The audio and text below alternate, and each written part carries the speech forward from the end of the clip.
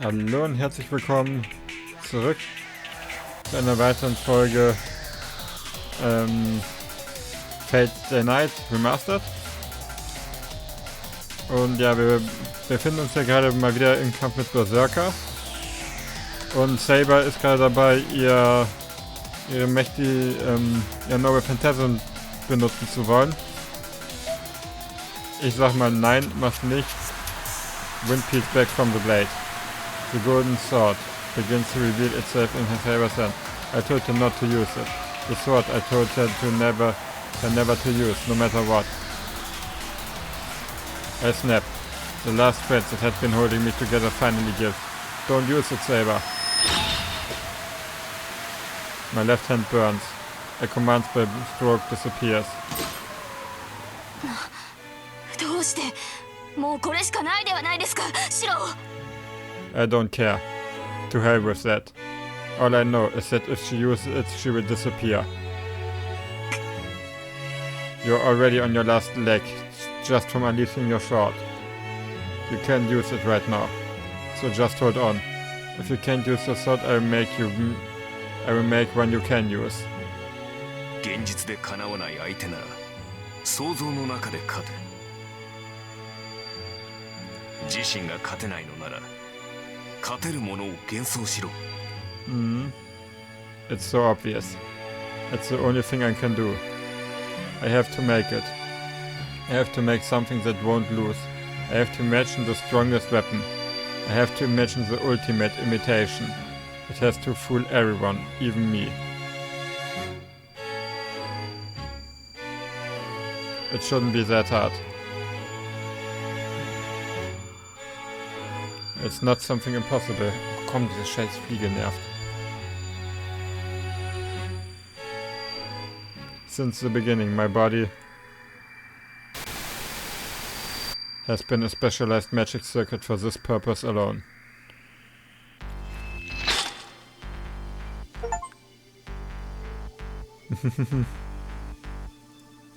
I leap up. My entire body burns like it's on fire. My left hand is in crimson. あの剣は私の。 Saber's voice brings with choked disbelief. She is staring at the weapon in my hands, at the thing that shouldn't exist. Oh, the sword seems to have a will of its own. Oh.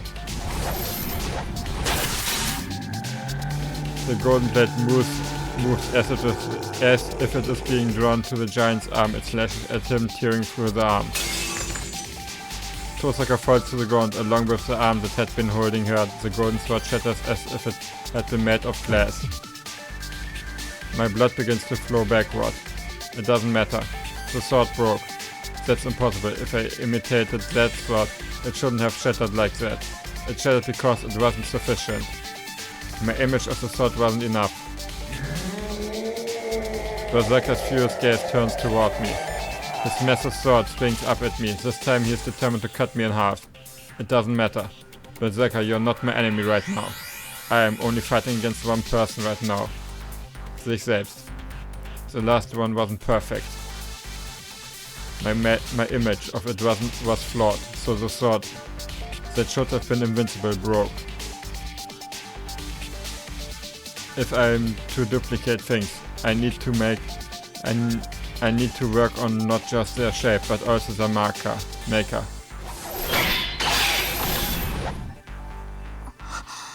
I hear the others holding their breath. In front of me, I see the axe-sword rushing towards me like an oncoming storm, and the half-formed sword ready to block it. In desperation, I try to use the sword to block the incoming blade, but that doesn't matter to me. Right now, I need to finish this blade to make it real. Another mistake. You're not fit for fighting, Shiro Emiya. Your battle is supposed to be a mental one, a fight against your own self. You don't have to remind me. What I need to do is simple. Project from start. I concentrate. I'm channeling my own self. There can be neither deviation nor compromise. Oh ja. Endlich. Determining Creation Ideology. Anticipating base essence. Duplicating material structure. Replicating the forger's skill. Resonating with the possessor's experience. Imitating the uncountable years. And surpassing every manufacturing process.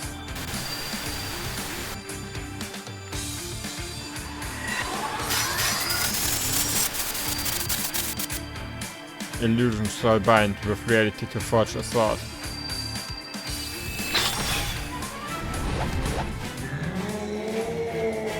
The giant roars. My sword deflects the countless gusts of assailing me from the enemy's furious attacks. But that's about it. I am knocked away from him. The moment I come to, the sword leaves everything to me. The attacks I blocked easily a moment ago now toss me around effortlessly. I can feel my arms. The skin of my wrist is blistered and red. I'm surprised I can even keep my grip on the sword. My legs do not work. I can only imagine every muscle shredded to ribbons. I can't get up. I made a sword that surpasses Berserker. But that's all. I'm just the one who made it. I can't wield the sword I worked so hard to make. A shadow looms over me. He must know who he has to kill first now. I rush away and Berserker rushes after me like a gust of wind. His enormous sword swings towards me. But is deflected. In complete disbelief, I realize another hand has closed around my own. The air splits around me. The giant attacks with all his might, trying to destroy everything around him. But right before that happens, she is so close I can hear her voice over the din.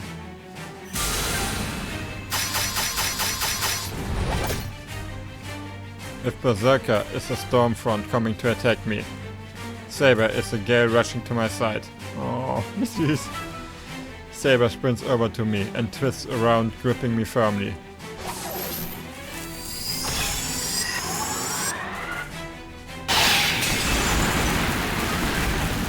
The rock sword shatters. The golden flash explodes through the giant's axe sword and continues ahead, slashing through Berserker's rocky body without slowing. Maybe I copied it in the form so well that I copied some of its abilities too. The golden sword lodges deep in Berserker's body and glows so brilliantly that light pours from the giant's body. And then in an instant, the light fades and the forest falls silent. All the strength flees my limbs. The heat that had been surging through me rapidly cools. The sword I made begins to disappear. I watch it vacantly. Saber and I remain together, holding the sword in our hands until it's disappeared completely. Wind sweeps through the clearing, the earth shaking whole, and the blades that had churned up the very air are gone. Oh, Hercules, the previous invincible giant, now immobile, looks to the knight who defeated him and speaks in a low, rumbling voice. これはカリバーン。王を選定する岩の剣。永遠に失われた私の剣。Yeah, it is my blade and it was lost forever. ですが、今のは貴様の剣ではなかろう。それはその男が作り上げた幻想に過ぎん。Saber nods quietly. 所詮はまがいもの。二度とは存在せぬ剣だ。だが、しかし。Berserker's chest opens up. He begins to dissolve. His body begins to crumble like in red sand, beginning where the sword pierced him and rapidly expanding outward. その幻想も侮れぬ。よもやただの一撃でこの身を7度滅ぼすとはな。7 times in a single blow. His dying words are spoken without emotion. The mad warrior keeps to his role until his very end, and fades away in a dispersing haze into the misty morning air.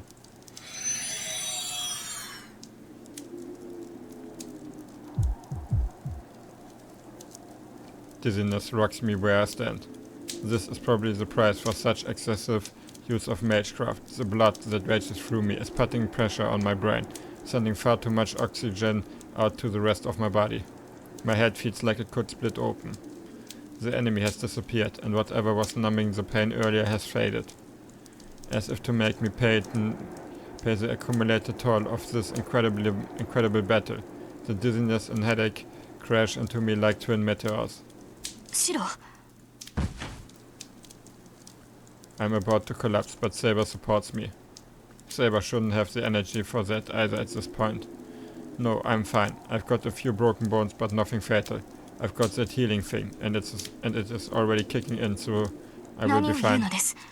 あれだけの投影魔術を使ったのですから、今は休息を取らないと。But there's someone I have to talk to first. Oh.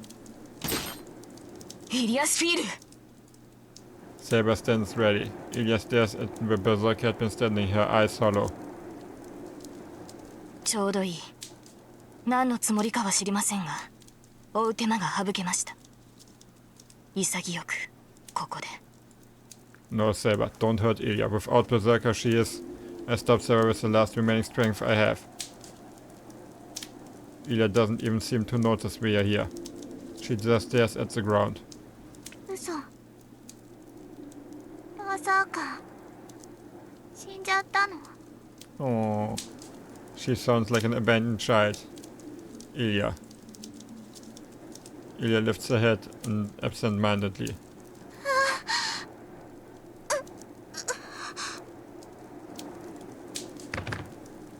It happened suddenly. Ilya collapses like a puppet with its strings cut. Well, I don't know what happened, I just stare at Ilya where she lies. And at almost the same moment Tosaka raises her hand. She is freed now that Berserker's arm disappeared. I must have loosened up the moment I learned Tosaka was safe. My vision blurs and I can feel my body trying to pass out. I can't show that kind of weakness. We may have defeated Berserker, but we are still in the forest. Weary as we are, we have to force ourselves to get out of the forest. I look up at the sky as it begins to lighten. The town is a long way away. All my eyelids are wounded, and every single inch of me hurts. And yet, morning has come.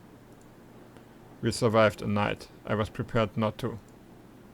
After defeating our greatest enemy, we leave the winter forest. Yup, save the game, yes.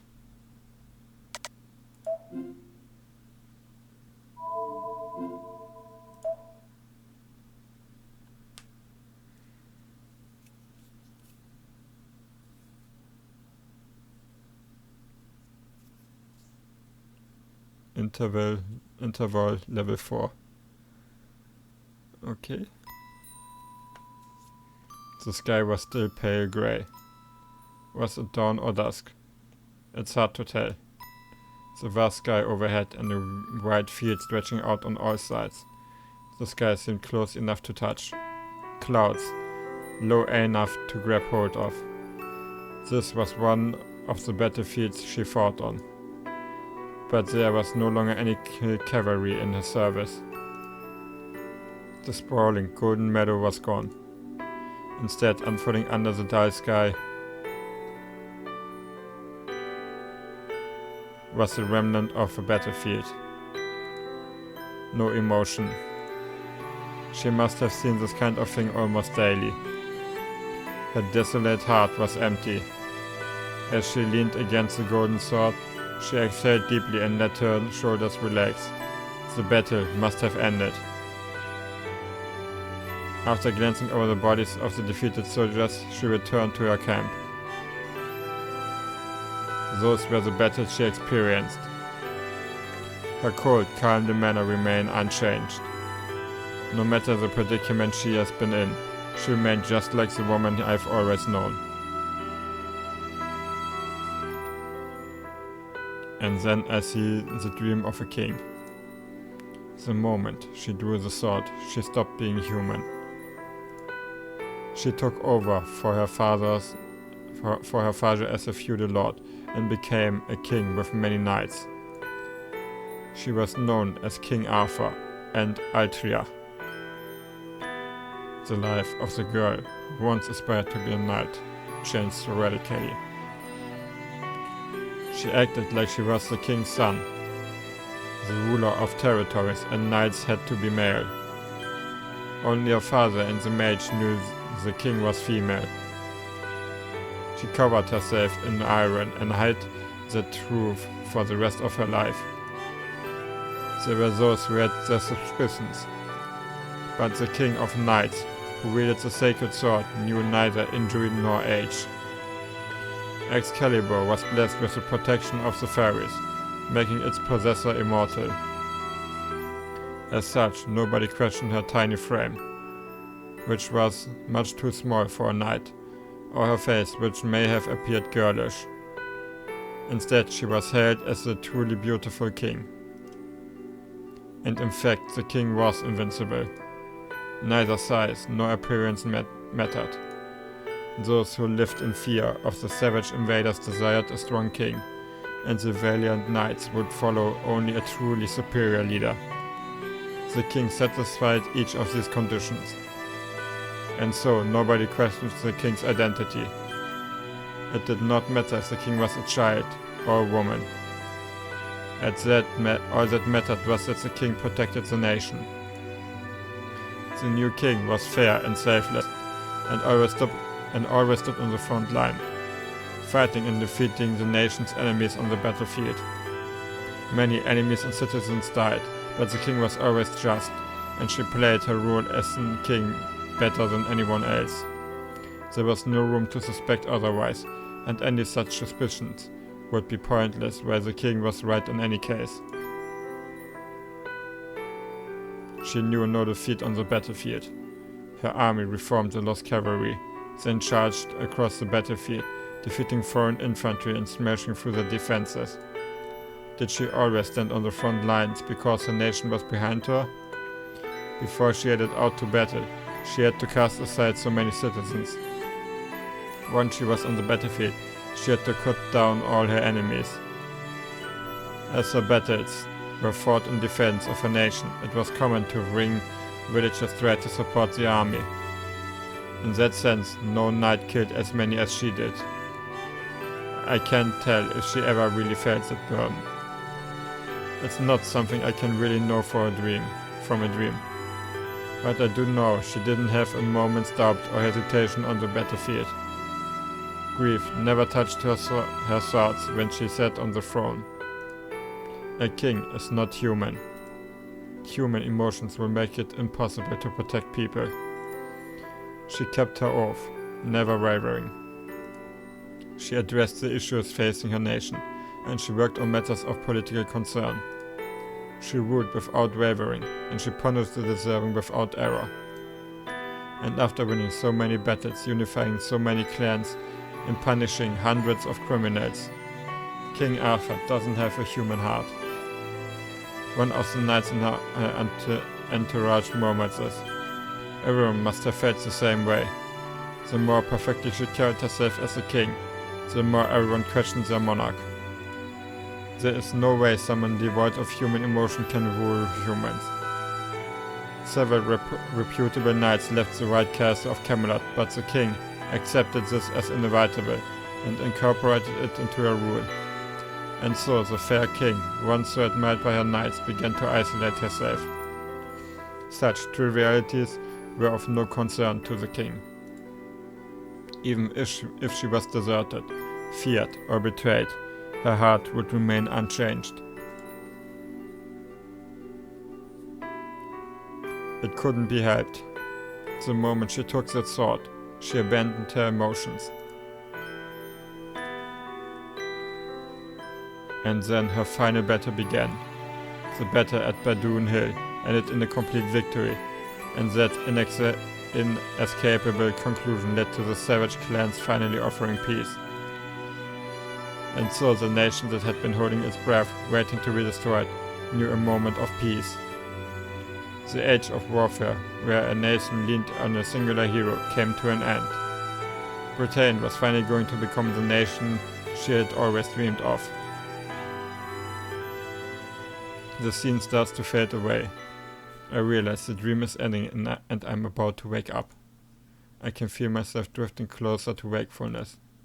But before that happened, something really pissed me off. She is stupid. Oh, she is strong and gifted and a gifted fighter, but there's a difference between being good at fighting and being cut out for it. The people around her pissed me off too. If she didn't notice it, someone else around her should have told her, or she would have gone on making the same mistake forever. Seriously, how the hell did she have so many people around her and not one told her the truth?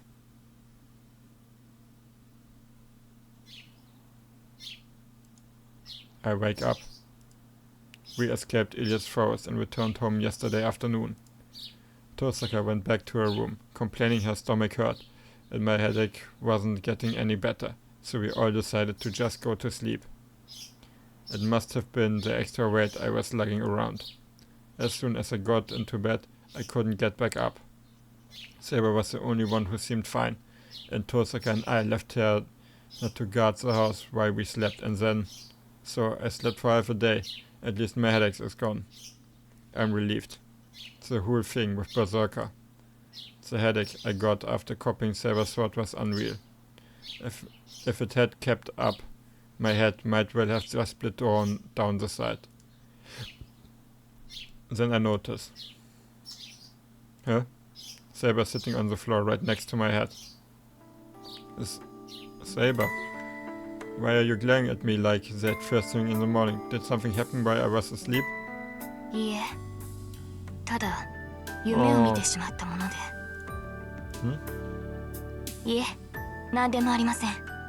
それより朝食にしましょう、シロ。もう起きる時間です。Saber gets up and heads silently out of my room. What was that about?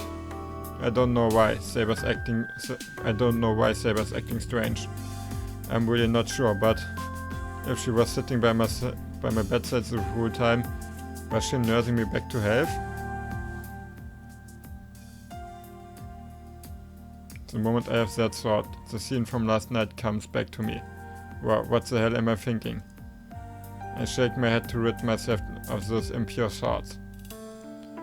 That night, my contact with Saber was entirely about my duty as a master.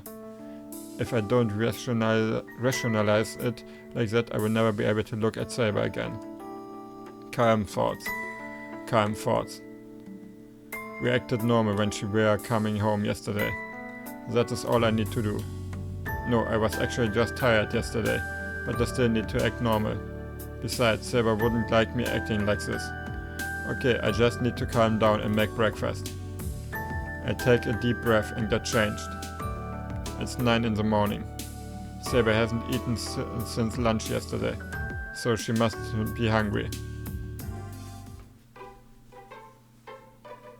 9 is so late. It's practically not even morning anymore. As hungry as Saber must be, I should probably make her a hearty breakfast. シロ、今朝は私とあなただけですが、リンを起こさなくていいのですか? No, everyone's still asleep. Considering what happened yesterday, it is probably best to let them sleep. I will leave their food out, and they can eat whenever they like. そうですか。それでは早めに支度をしてもらえると助かります。もうこんな時間になってしまいましたから。Sie hat Hunger. Oh, wie süß.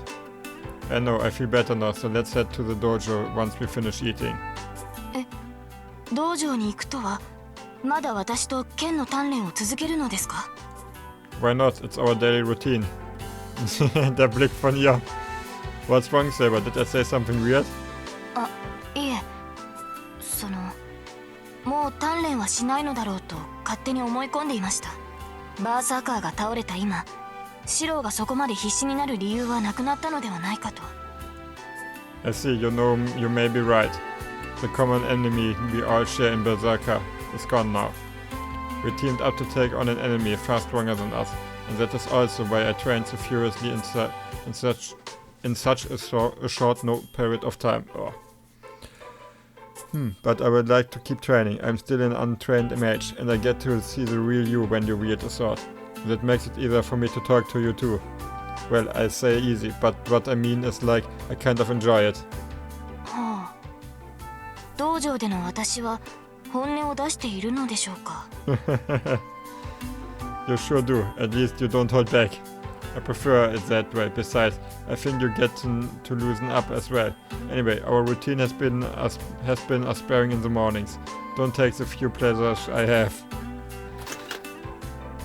I take the ground beef and pork. Green onions, mushrooms, onions, and eggs out of the refrigerator and head to the kitchen. All I need is panko, sake, and cooking oil. はあ、そういうことでしたら、私も反論はありませんが。Easy. Saber mumbles quietly to herself in the living room while I work. I can't quite hear what she is saying from the kitchen.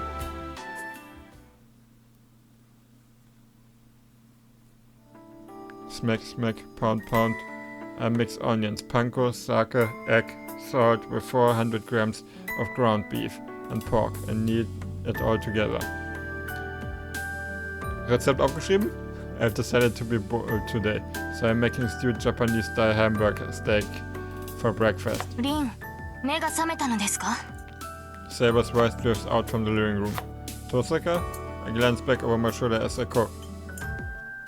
おはよう。ごめん、牛乳飲ませて、シロ。 Also die sieht mal echt komplett durch aus, das Mädel. Okay, nicht verwunderlich, nachdem sie beinahe zerquetscht wurde. Tosaka comes in looking grumpy and grabs a carton of milk from the fridge. 寝すぎて頭痛い。あれ？何？朝から凝ってるじゃない。 Where did that grumpy face she had been making a second ago go? Her eyes are practically sparkling now. へえ、美味しそう。ちょうどお腹も減ってたし、助かったわ。Is that so? Well, she is the one who gets to enjoy herself, not me. Reminds me of what my old man used to say. Someone gains, someone else loses. I have thought this before, but you've got a keen eye. あら、人並みに目端が利くだけよ。それじゃあ、私の分もよろしくね。She waves as she heads back to the living room. With a glass of milk in one hand, Tosaka plops down at the table. Seriously. I don't know where she gets off acting like king of this castle here in my house. だらけていますね、リン。Yeah, way to go, Saber. She's saying everything I wish I could. However, Tosaka dismisses Saber's criticism nonchalantly by just agreeing with her. そりゃだらけもするわよ。バーサーカーがいなくなった今、あとはキャスターとランサーとアサシンでしょ。バーサーカーに比べたら大した敵じゃないし、今のセーバーなら余裕で撃退できるじゃない。それはわかりません。ランサーもアサシンも一筋縄で行く相手ではない。キャスターに至ってはまだ出会ってもいないではないですか。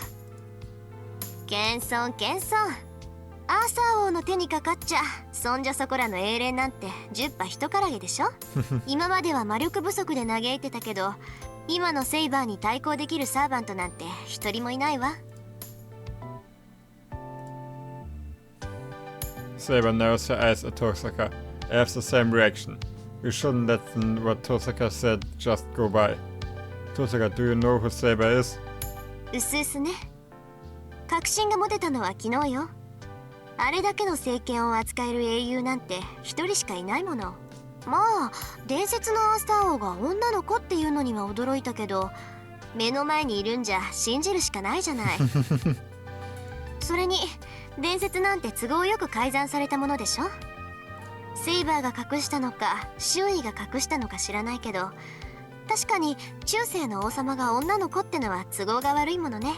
そりゃ誰が何と言おうと男として扱うわよ。Tosaka's tone remains the same. Saber at least doesn't seem to mind. If anything, she seems to agree with Tosaka. She certainly doesn't seem about to argue. She's basically acknowledged the fact. A hero with a connection to the sword is selected to be the saber servant. Based on that alone, she would absolutely make the best saber.